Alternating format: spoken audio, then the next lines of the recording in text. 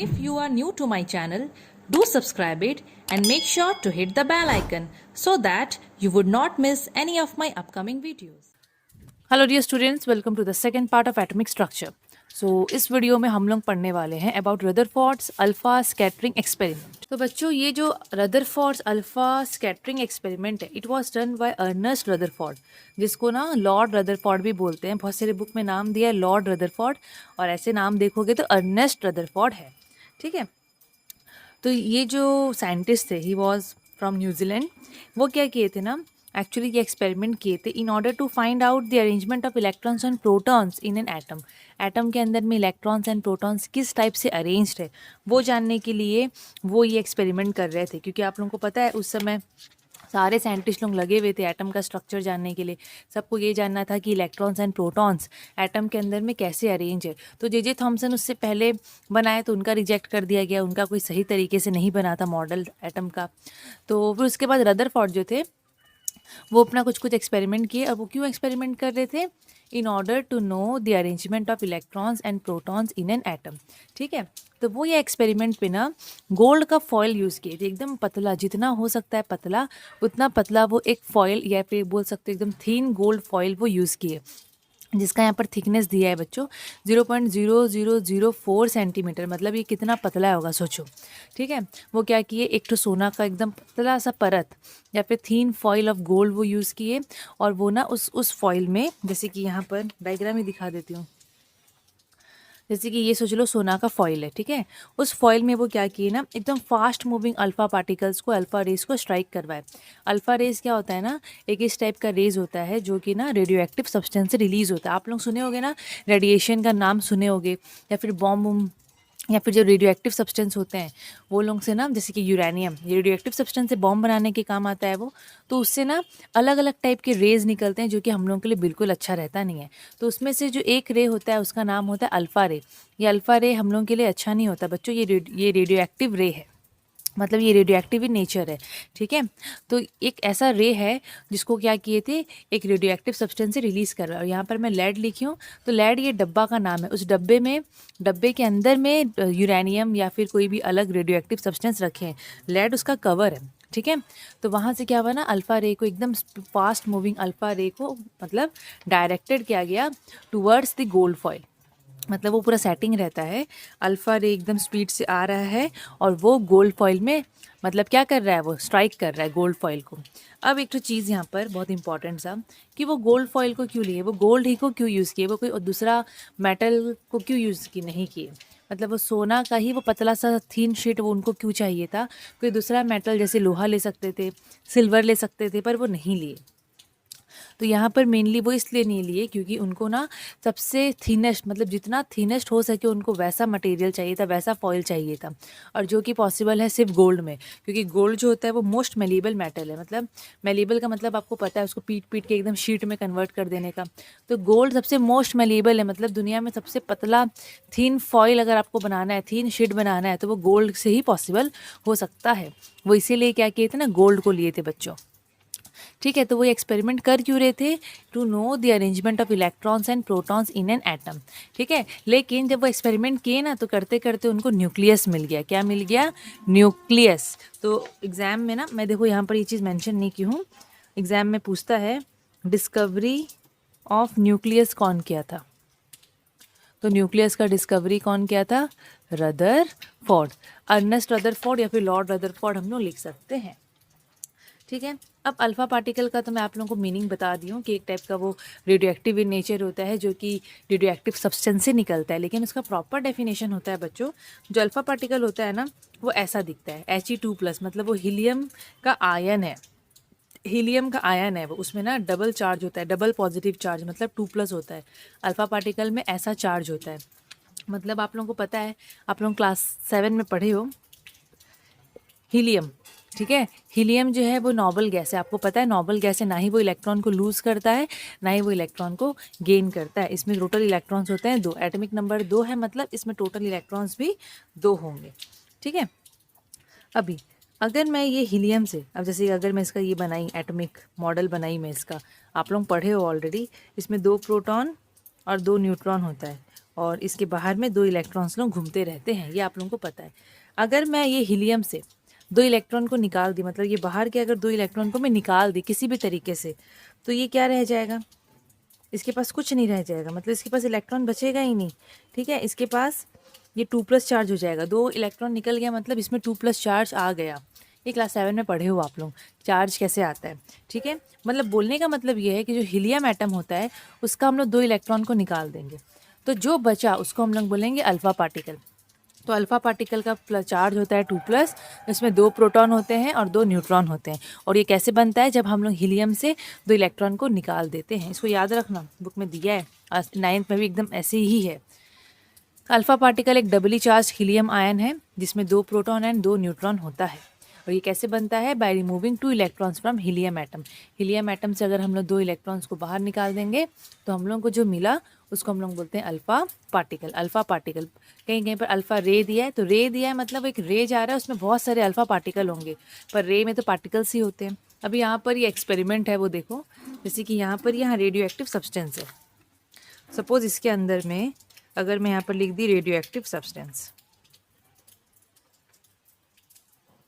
तो वो क्या किए, रेडियो एक्टिव सब्सटेंस से अल्फा रे मिल रहा है। ठीक है, ऐसे तो बहुत सारे रेज मिलते हैं, बट वो मेनली यहाँ पर अल्फा रे को ही यूज़ किए।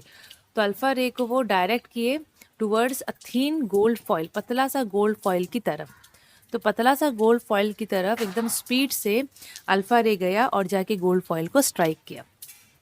स्ट्राइक किया, अच्छा वो क्या किए थे, ये गोल्ड फॉइल के चारों तरफ में एक स्क्रीन रख दिए थे। ये एक स्क्रीन है, गोल सा स्क्रीन है, और उस स्क्रीन में ना पेंट कर दिए, उसको कोट कर दिए हैं विद अ फ्लोरेसेंट मटेरियल। तो ZnS हम लोग ले सकते हैं, जिंक सल्फाइड।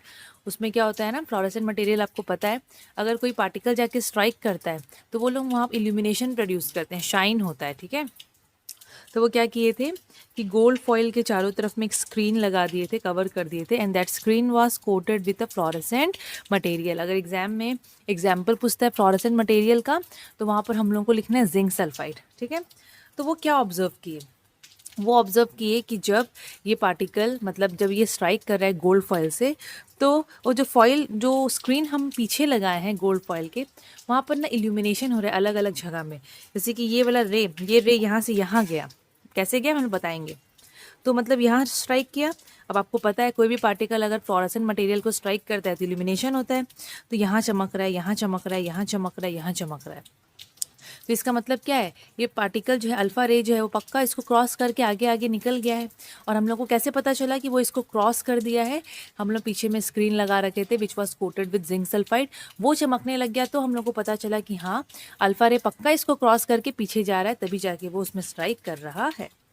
अच्छा, तो अभी सपोज बच्चों ये एक एटम है गोल्ड का। गोल्ड के अंदर तो बहुत सारे एटम होंगे, पर हम लोग हर चीज़ तो नहीं बना सकते ना। आपकी बुक में बहुत सारा बनाया हुआ है, बट मैं एक एटम को लेके समझा रही हूँ, ये ईजी रहेगा। ओके, ये एक एटम है सपोज किसका, गोल्ड का।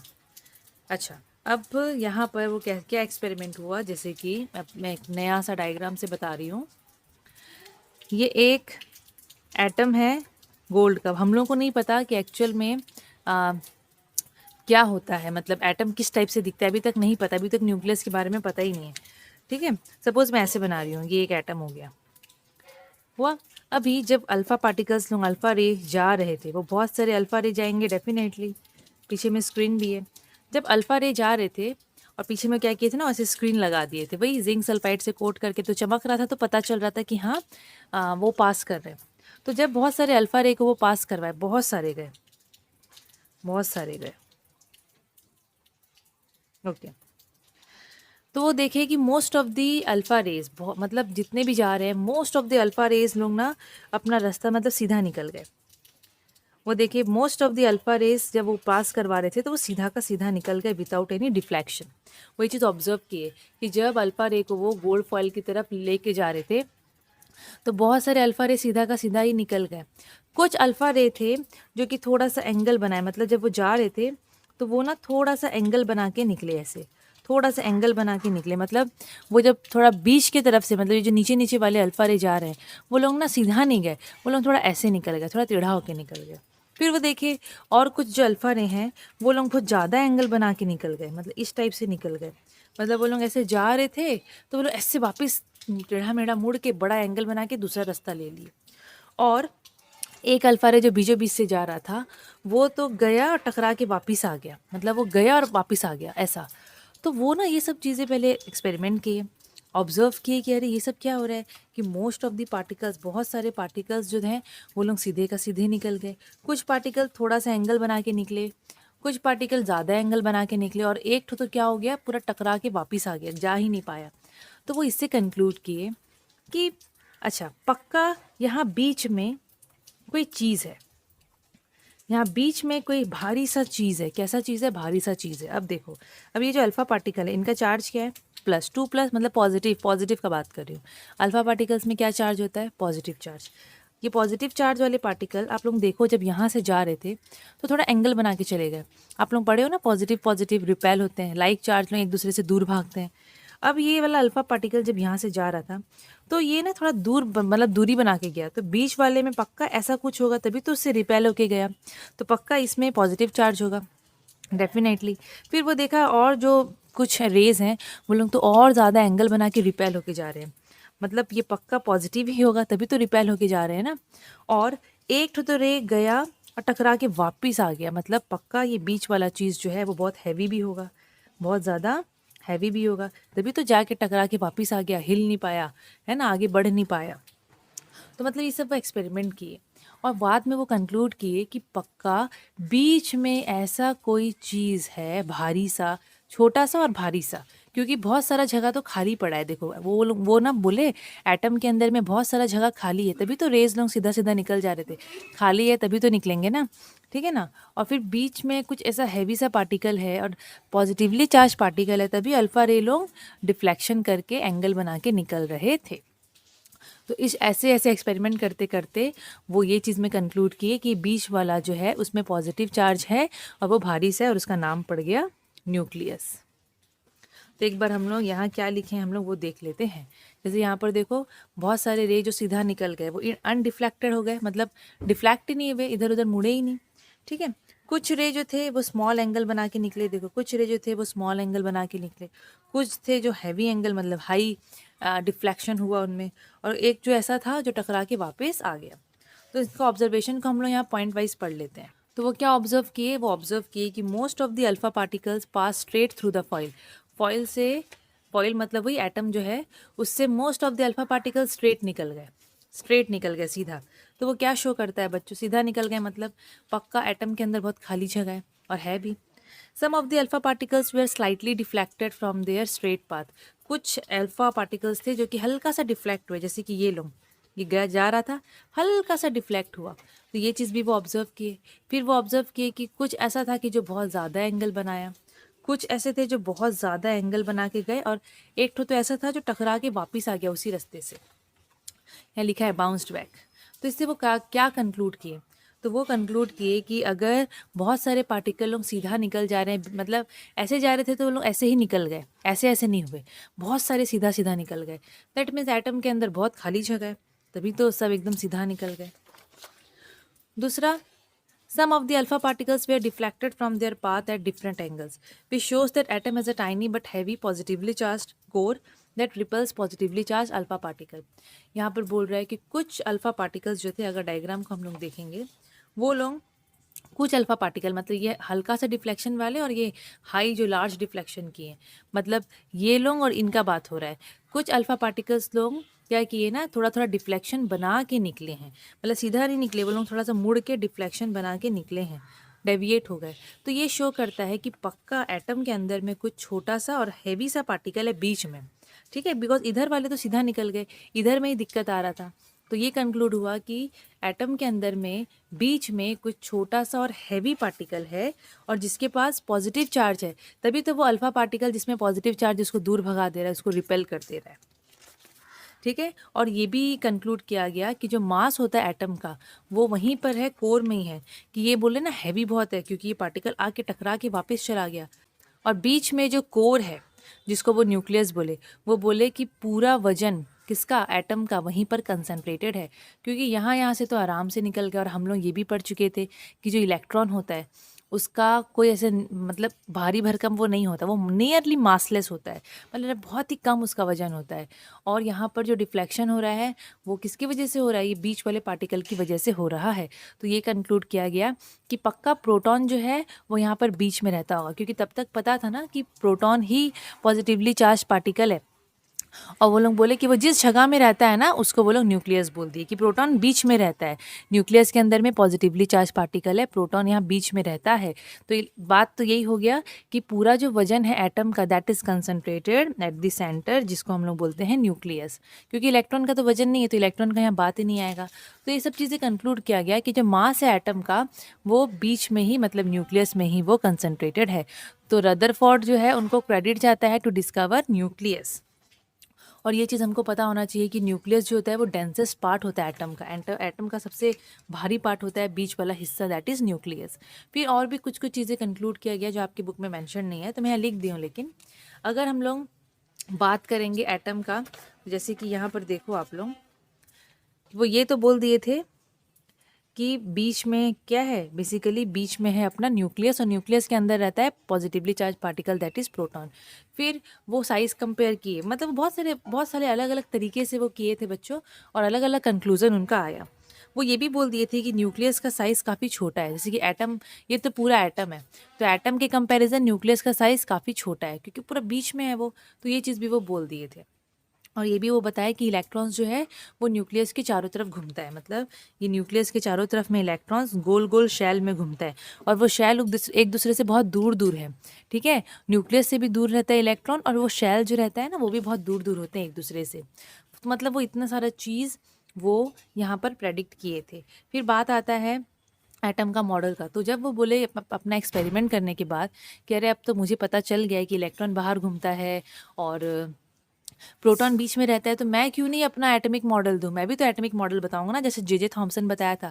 तो जे थॉमसन का तो पूरा रिजेक्ट हो गया था, रदरफोर्ड ही उसको रिजेक्ट कर दिए थे बोलोगे तो उस समय तक लोग प्लम पुडिंग मॉडल को जो एक फॉलो करते थे, रदरफोर्ड के एक्सपेरिमेंट के बाद प्लम पुडिंग मॉडल को नहीं फॉलो किया गया। तो रदरफोर्ड बोले थे कि एटम कुछ इस टाइप से दिखता है, वो भी अपने हिसाब से एटम का स्ट्रक्चर बताए, तो वो बोले एटम कुछ इस टाइप से दिखता है।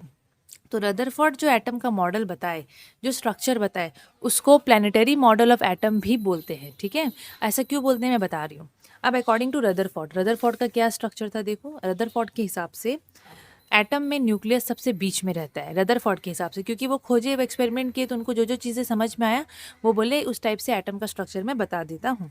तो वो बोले एटम के अंदर में न्यूक्लियस जो होता है जिसमें पॉजिटिव चार्ज होता है वो रहता है बीच में, और सारा वजन एटम का वहीं पर कंसंट्रेटेड रहता है। ठीक है, क्योंकि तब तक नहीं पता था कि न्यूट्रॉन भी कुछ होता है, अभी तक तो सिर्फ इलेक्ट्रॉन एंड प्रोटॉन के बारे में पता है। तो अगर इलेक्ट्रॉन बाहर में रहता है तो प्रोटॉन यहाँ रहेगा, और उसी प्रोटॉन जो है, जो प्रोटॉन जिस जगह में रहता है उसका नाम दे दिए न्यूक्लियस। फिर वो ये बात बोले कि electrons revolve around the nucleus in a circular path. वो ये बोल दिए थे कि न्यूक्लियस के चारों तरफ में इलेक्ट्रॉन घूमता है गोल गोल ऑर्बिट्स में। ठीक है, और वो कंपेयर किए कैसे, आप ध्यान से सुनना। वो बोले कि बीच में है न्यूक्लियस और बाहर में अलग अलग ऑर्बिट में कौन घूमते हैं, इलेक्ट्रॉन्स लोग घूमते हैं। ठीक है, बीच में है न्यूक्लियस और बाहर में अलग अलग शेल में इलेक्ट्रॉन्स लोग घूमते हैं। बोले वैसे ही जैसे कि सोलर सिस्टम में बीच में होता है सन, और उसके चारों तरफ में होते हैं हमारे प्लैनेट्स।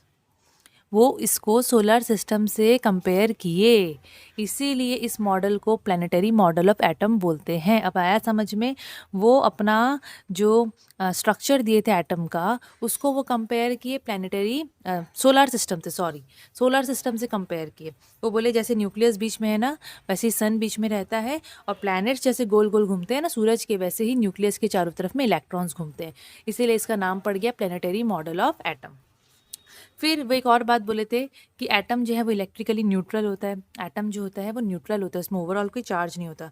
तो बोले दैट मीन्स यहाँ पर अगर बाहर में 5 इलेक्ट्रॉन घूम रहे हैं ना, तो अंदर में 5 ठो प्रोटॉन्स होंगे, मतलब पॉजिटिवली चार्ज पार्टिकल 5 होंगे, उतने ही यहाँ पर नेगेटिवली चार्ज पार्टिकल होंगे, क्योंकि इक्वल इक्वल चार्ज होता है तो एक दूसरे को कैंसिल कर देता है।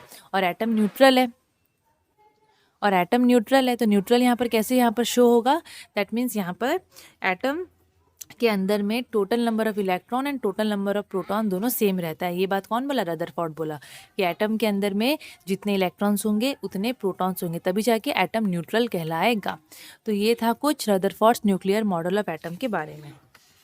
पर बच्चों रदरफोर्ड का भी स्ट्रक्चर रिजेक्ट कर दिया गया था, क्योंकि वो ना उसको सोलर सिस्टम से कंपेयर कर दिए थे। और भी बहुत सारे रीज़न है क्यों रिजेक्ट हुआ, बट वो शायद आपके कोर्स में नहीं है, इसलिए मैं वो चीज़ नहीं बता रही हूँ। ओके, उसके बाद आते हैं हमारे भोर जी, नील्स भोर। नील्स भोर ये क्या किए थे ना, रदरफोर्ड जो एटम का मॉडल बताए थे, ये उसको थोड़ा मॉडिफाई किए, डेवलप किए। ठीक है, मतलब ये लोग एक दूसरे का काम को देख के उसी से एक्सपेरिमेंट करते रहते थे, सीखते रहते थे। तो ये जो नील्स बोर जो थे ना, वो क्या किए, वो देखिए रदरफोर्ड इतना मेहनत किया है, इतना कुछ बताया है, तो वो क्या किए, बोले मैं भी कुछ करता हूँ। तो रदरफोर्ड जो मॉडल बताया था एटम का, वो उसी को पढ़े, उसी में बहुत सारा एक्सपेरिमेंट किया, उसको मॉडिफाई करके एक्चुअल जो मॉडल होता है एटम का जो हम अभी पढ़ते हैं, वो दिए नील्स बोर। तो आप लोग इस टाइप से मॉडल बनाते हो कि नहीं बनाते हो? आप लोगों को अगर कोई बोलता है एटॉमिक मॉडल बनाओ, तो आप लोग ऐसे ही बनाते हो? क्लास 7 में पढ़े हो आप लोग? तो हम लोग जो अभी एटॉमिक मॉडल पढ़ते हैं वो कौन दिया है? Niels Bohr. कौन दिया है? Niels Bohr. याद रखना बच्चों। तो नील्स बोर जो थे 1913 में वो अपना ये चीज़ बता दिए थे। मतलब सोचो, हम लोग आज पढ़ रहे हैं, आज 2022 चल रहा है, 1913 में ही ये चीज़ बता दिया गया था। और हमारे इंडिया में उस समय क्या हो रहा था? इंडिया में वही फ्रीडम के लिए लड़ाई वड़ाई जो भी होना रहता है वही सब हो रहा था। सोचो, और बाहर में साइंटिस्ट लोग इतना कुछ कहाँ तक पहुँच गए थे। ठीक है, अभी देखो बोर क्या बोले, मतलब बोर के हिसाब से हमारा एटम कैसे दिखता है? तो बोर के हिसाब से एटम ऐसा दिखता है, इस टाइप से। वो बोले कि बीच में, सही बात है, न्यूक्लियस बीच में रहता है। रदरफोर्ड जो बोले थे सही था एकदम, न्यूक्लियस बीच में रहता है। और न्यूक्लियस के बाहर में जैसे वो शेल, रदरफोर्ड भी तो बताए थे ना कि शेल होता है, और उस शेल में कौन घूमता रहता है? इलेक्ट्रॉन घूमता रहता है। तो वो बोले ठीक है, बीच में न्यूक्लियस है और बाहर में देखो मैं बहुत सारा शेल बना दी हूँ।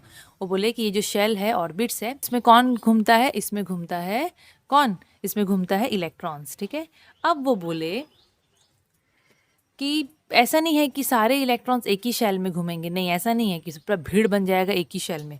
हर शेल में इलेक्ट्रॉन्स घूमता रहता है और उनका कुछ कुछ नंबर ऐसे फिक्स होता है, हर एक शेल में इलेक्ट्रॉन्स घूमता है। ठीक है, पर वो बात का बात है, वो क्या किए थे ना, ये जो शेल है उनको वो नाम दे दिए थे। जो भोर थे, नील्स भोर, वो अलग अलग शेल को नाम दे दिए थे। अब न्यूक्लियस के बाहर से जो शेल स्टार्ट हो रहा है वहाँ से नाम देना स्टार्ट किए। तो न्यूक्लियस के बाहर में जो शेल है वो है के शेल, उसका नाम है के शेल। क्या नाम है उसका? के शेल। ठीक है, उसके बाद वो नाम दिए एल, उसके बाद एम, जैसे जा रहा है। ABCD वो नहीं दिए, वो अपने हिसाब से के से स्टार्ट किए।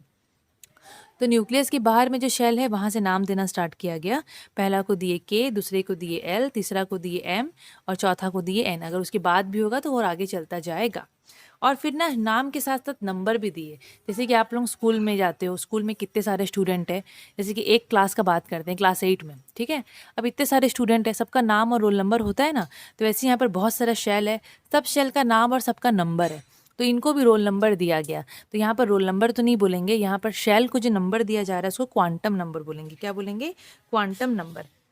तो यहाँ पर मैं लिखी हूँ कि जितने भी शेल्स है सबको ना कुछ नंबर दिया गया था, जिसको बोलते हैं क्वांटम नंबर, जिसको स्मॉल n करके लिखते हैं। स्मॉल n मतलब यहाँ पर क्वांटम नंबर। तो पहला शेल कौन सा है? के शेल। तो के शेल का रोल नंबर, क्वांटम नंबर कितना है? 1। उसके बाद फिर आया 2, फिर 3, फिर 4, मतलब इस टाइप से उनको नंबर दिया गया। उसके बाद वो बोले कि जितने भी शेल है, हर एक शेल में ना कुछ एनर्जी होता है, फिक्स्ड अमाउंट ऑफ एनर्जी। जैसे कि यहाँ पर के शेल आप लोगों को दिख रहा है, तो ये जो के शेल है, पहला शेल, इसमें इसके पास कुछ एनर्जी है। ठीक है, कुछ फिक्स्ड अमाउंट ऑफ एनर्जी है। वैसे ही जो एल शेल है उसके पास भी अपना कुछ फिक्स्ड अमाउंट ऑफ एनर्जी होता है। फिर एम शेल जो होता है उसके पास भी अपना कुछ अमाउंट ऑफ एनर्जी वो लोग रखते हैं। तो हर एक शेल में एनर्जी रहता है, मतलब ये शेल्स के पास एनर्जी रहता है, इसीलिए ना ये शेल को हम लोग एनर्जी लेवल्स भी बोल सकते हैं। इसीलिए ये शेल को हम लोग क्या बोलते हैं? Energy levels. ये क्वेश्चन आएगा कि शेल्स को एनर्जी लेवल क्यों बोलते हैं, तो इसका रीज़न ये है कि हर एक शेल में कुछ फिक्स्ड अमाउंट ऑफ एनर्जी रहता है, इसीलिए हम लोग ये शेल्स को बोलते हैं एनर्जी लेवल्स। और अगर मैं बात करूँ कौन से शेल के पास कितना है, मतलब ज़्यादा और कम एनर्जी रहता है, तो बच्चों जो शेल सबसे पास में रहता है किसके? न्यूक्लियस के। तो कौन रहता है न्यूक्लियस के पास में? के शेल। देखो यहाँ पर न्यूक्लियस के पास में पहला कौन सा शेल है? के। तो जो शेल न्यूक्लियस के पास रहता है उनके पास सबसे कम एनर्जी रहता है। मतलब जैसे जैसे आप न्यूक्लियस से दूर जाते जाओगे शेल का एनर्जी बढ़ता जाएगा। तो उसको मैं यहाँ पर ऐसे लिख दी हूँ, KLMN, ऐसे 4 ठो शेल बनाई हूँ। एनर्जी यहाँ पर लिखी हूँ ब्रैकेट में, दैट मीन्स सबसे ज़्यादा एनर्जी है N के पास और सबसे कम एनर्जी है K के पास। The shell close to the nucleus, तो कौन सा शेल का बात कर रहा है? K shell. उसके पास लिस्ट अमाउंट ऑफ एनर्जी होता है। ये फिलिप्स में आता है या फिर वन वर्ड में आ सकता है कि ऐसा शेल का नाम बताओ या उसका नंबर बताओ, क्वांटम नंबर, जिसके पास सबसे कम एनर्जी रहता है। तो आप लोग लिखोगे K शेल। और अगर ऐसे क्वेश्चन पूछेगा कि सबसे ज़्यादा एनर्जी कौन से शेल में रहता है, तो वहाँ N मत लिख के आना। आपको नहीं पता टोटल कितने शेल्स होते हैं, आप लोग लिखना outermost shell, last shell, सबसे आखिरी वाला शेल। ठीक है, तो मैं मेंशन कर देती हूँ। ये वाला बच्चों मैं PDF में नहीं ली हूँ, आप लोग इस चीज़ को बुक में या फिर अपने कहाँ बुक में आप लोग पेंसिल से लिख लो। लास्ट शेल को पता है बच्चों, वैलेंस शेल बोलते हैं या आउटर मोस्ट शेल। जैसे कि यहाँ पर टोटल 4 शेल मैं बनाई हूँ, तो सबसे आखिरी का शेल कौन सा है? इसमें लास्ट वाला N शेल है। तो चलो यहाँ तो पता है कि लास्ट में N है, तो मैं N बोल दे रही हूँ, लेकिन सपोज बहुत सारे शेल्स हैं। ठीक है, क्वेश्चन में आएगा कि बताओ कौन से शेल के पास सबसे ज़्यादा एनर्जी होता है। तो सबसे आखिरी का शेल यहाँ पर कौन सा दिख रहा है? ये तो आखिरी वाले शेल को बोलते हैं valence shell. Outermost shell भी बोल सकते हो, पर वैलेंस वर्ड यूज़ करोगे तो ज़्यादा अच्छा है। तो सबसे आखिरी का जो वैलेंस शेल होता है has maximum amount of energy. बहुत इंपॉर्टेंट है ये, मैं तो देती थी बच्चों को एग्जाम में। अब है बच्चों डिस्कवरी ऑफ न्यूट्रॉन। अब देखो, नील बोर अपना काम कर दिए, उसको छोड़ो। पहले सबसे पहले इलेक्ट्रॉन डिस्कवर हो गया, है ना। उसके बाद प्रोटॉन हो गया, फिर न्यूक्लियस भी डिस्कवर हो गया। ये पता चल गया कि इलेक्ट्रॉन और प्रोटॉन कैसे रहते हैं। उसके बाद बोर जो थे वो भी अपना मॉडल बता दिया, एग्जैक्ट मॉडल बता दिया एटम का। अब बच्चों न्यूट्रॉन का डिस्कवरी हुआ। तो न्यूट्रॉन का डिस्कवरी किसने किया था? जेम्स चैडविक ने। बहुत इंपॉर्टेंट है ये नाम, जेम्स चैडविक ने। कैसे किए थे वो तो हम लोग को पढ़ना नहीं है, कोर्स में नहीं है, पर न्यूट्रॉन के बारे में इतना जान लो आप लोग कि एक्चुअली क्या हुआ था उस समय। बेसिकली रदरफोर्ड ही थोड़ा सा बुद्धि लगाए थे। मैंने रदरफोर्ड प्रेडिक्ट कर दिए थे पहले से ही कि भाई न्यूक्लियस में ना खाली प्रोटॉन नहीं रहता, कुछ ना कुछ एक्स्ट्रा चीज़ तो पक्का रहता है। ठीक है, कुछ ना कुछ एक्स्ट्रा चीज़ तो पक्का रहता है। तो बहुत सारे एक्सपेरिमेंट्स हुए बच्चों, उस चक्कर में न्यूट्रॉन डिस्कवर हुआ। तो न्यूट्रॉन एक्चुअली कहाँ रहता है? देखो, जैसे कि अगर मैं ये एटम बनाई, ये एटम है, शेल बना दी, बीच वाला न्यूक्लियस है बच्चों। न्यूक्लियस में रहता है प्रोटॉन और न्यूट्रॉन भी यहीं रहता है। ठीक है, इलेक्ट्रॉन घूमता है ये सब शेल्स में, बाहर वाले शेल्स में इलेक्ट्रॉन घूमता है। तो न्यूट्रॉन जो होता है ना, जैसे कि प्रोटॉन का चार्ज क्या है आपको पता है? पॉजिटिव। इलेक्ट्रॉन का चार्ज क्या है? नेगेटिव। न्यूट्रॉन का कोई चार्ज नहीं होता, वो न्यूट्रल होता है। आप ऐसे भी नहीं बोल सकते हो कि ज़ीरो चार्ज, आप लोग बोलोगे न्यूट्रल, नो चार्ज। तो न्यूट्रॉन एक ऐसा सब एटॉमिक पार्टिकल होता है जिसके पास कोई चार्ज नहीं होता, लेकिन वजन होता है। ये नहीं है कि उसमें वो वजन लेस होता है, मतलब मास लेस होता है, उसके पास वजन होता है। और आप बोलोगे तो उसका वजन नियरली इक्वल टू प्रोटॉन, लगभग प्रोटॉन। देखो प्रोटॉन ऐसे बहुत हैवी होता है, इसका वजन भी ना प्रोटॉन जितना होता है। और कोई कोई बुक में लिखा है कि स्लाइटली हैवियर देन प्रोटॉन, थोड़ा सा भारी होता है ये प्रोटॉन, तो थोड़ा सा, ज़्यादा नहीं, थोड़ा सा, लेकिन इसमें चार्ज नहीं होता। और अगर मैं इसका प्रॉपर्टीज़ का बात करूँ तो ये न्यूट्रल है, इसमें कोई चार्ज नहीं है। और इसका जो मास है दैट इज़ यहाँ पर वैल्यू दिया है, देखो 1.676 इंटू 10⁻⁻24 ग्राम। कोई कोई सा बुक में यहाँ 5 लिखा हुआ है, ठीक है, देख लेना आप लोगों के बुक में क्या लिखा हुआ है। तो इसका वजन अगर आप लोग कंपेयर करोगे ना हाइड्रोजन या प्रोटॉन की वजन से, मैं यहाँ लिखी हूँ प्रोटॉन का वजन, दिख रहा है?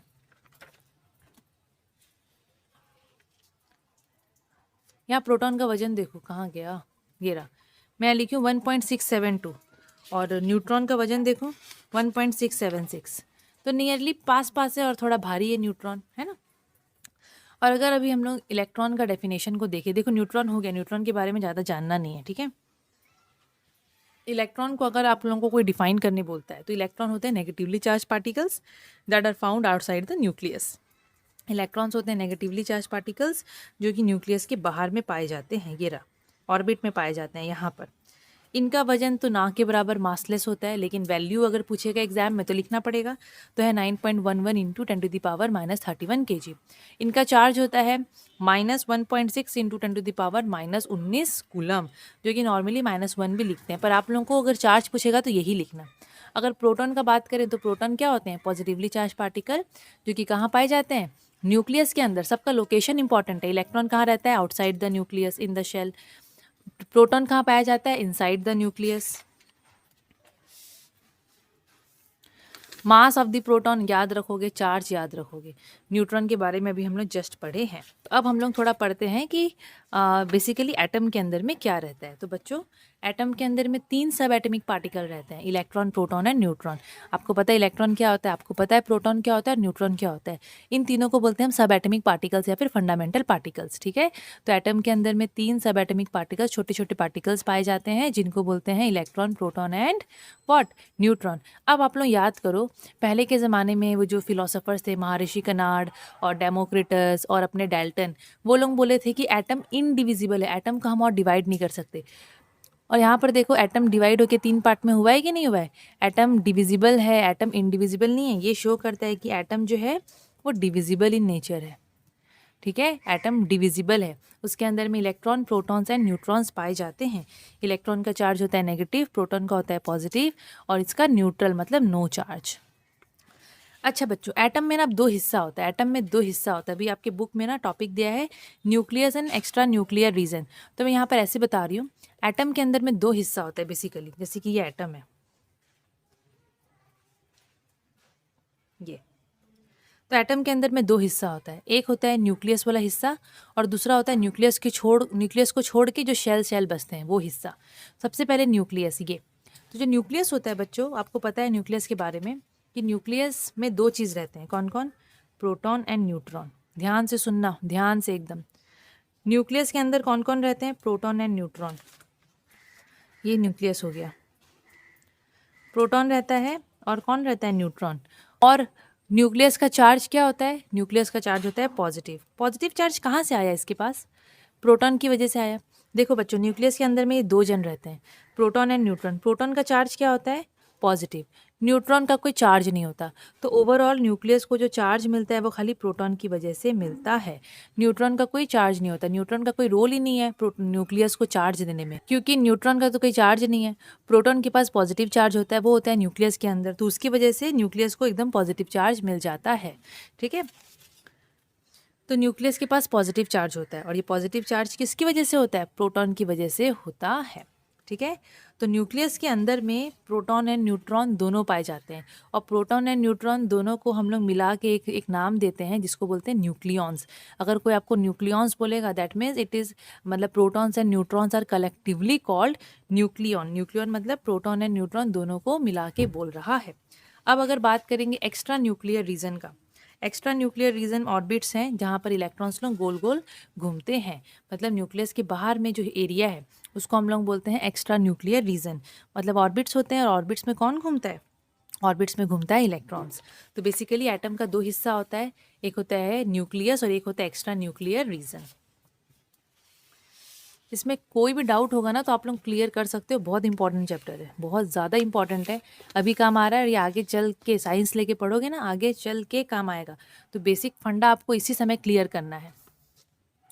अब देखो, एटम इज इलेक्ट्रिकली न्यूट्रल। ये क्वेश्चन आता है कि why atom is electrically neutral, why an atom is electrically neutral. क्यों एक एटम पूरा न्यूट्रल होता है, उसमें कोई ओवरऑल चार्ज नहीं होता? क्यों ऐसा होता है? क्योंकि एटम के अंदर में, जैसे कि ये एक एटम है, सपोज यहाँ पर 2 प्रोटॉन है, चलो मैं 2 न्यूट्रॉन का तो कोई रोल नहीं है, ठीक है। 2 प्रोटॉन है, बाहर में 2 इलेक्ट्रॉन होगा, क्योंकि आप लोगों को पता है कि एटम के अंदर में total number of proton and total number of electron same होते हैं। अगर 2 प्रोटॉन होगा तो 2 ही इलेक्ट्रॉन होगा, ठीक है। अगर 2 प्रोटॉन है तो 2 इलेक्ट्रॉन है, अगर 3 प्रोटॉन होगा तो 3 इलेक्ट्रॉन होगा, ठीक है। अभी प्रोटॉन का चार्ज क्या है? प्लस, मतलब 3 ठो यहाँ पर प्लस वाले हैं और 3 ठो यहाँ पर माइनस वाले हैं, तो तीनों एक दूसरे को यहाँ पर बैलेंस कर देते हैं, कैंसिल आउट कर देते हैं। तो कोई चार्ज बचा? कोई चार्ज नहीं बचा। मतलब 3 ठो यहाँ पर प्रोटॉन है, माइनस 3 ठो यहाँ पर इलेक्ट्रॉन है, दोनों का नंबर इक्वल होता है। तो दोनों का यहाँ पर क्या करेंगे?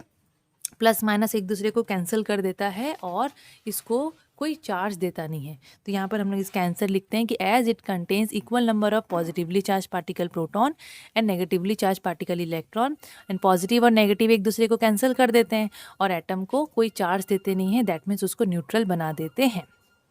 तो ये बच्चों बहुत इंपॉर्टेंट है, बहुत ज़्यादा इंपॉर्टेंट है। इसके बाद जो नेक्स्ट पार्ट होगा, थर्ड पार्ट, उसमें हम लोग पढ़ेंगे कंपोजिशन ऑफ द न्यूक्लियस। ठीक है, उसके बाद फिर आगे आगे बढ़ेंगे, फिर बहुत ज़्यादा हो जाएगा, है ना। हाँ, इसके बाद हम लोग पढ़ेंगे कॉम्पोजिशन ऑफ द न्यूक्लियस, लेकिन वो हम लोग नेक्स्ट पार्ट में पढ़ेंगे। आप लोगों को कुछ भी डाउट होता है, देखो इसमें डाउट्स निकलेंगे, आपको मेन वहाँ पर डाउट अपना क्लियर करना है। डाउट क्लियर नहीं करोगे ना तो पूरा फंस जाओगे, क्योंकि कॉन्सेप्ट इसी क्लास में ही क्लियर करना है। एक 7 से स्टार्ट हुआ है चैप्टर, 8 में बहुत सारा नया नया चीज़ पढ़ रहे हो, 9 में पढ़ोगे इसके बारे में, 11 में पढ़ोगे, तो ये काम ही आने वाला है। तो एकदम अच्छे से ये वीडियो को देखो, नहीं समझ आ रहा है तो 1-2 बार आप लोग रिपीट करके देखो। मैं श्योरिटी से बोल सकती हूँ कि आप लोगों के दिमाग में ये चीज़ छप जाएगा। अगर वीडियो अच्छा लगा हो तो लाइक, शेयर एंड सब्सक्राइब ज़रूर से कर दीजिएगा। Thank you.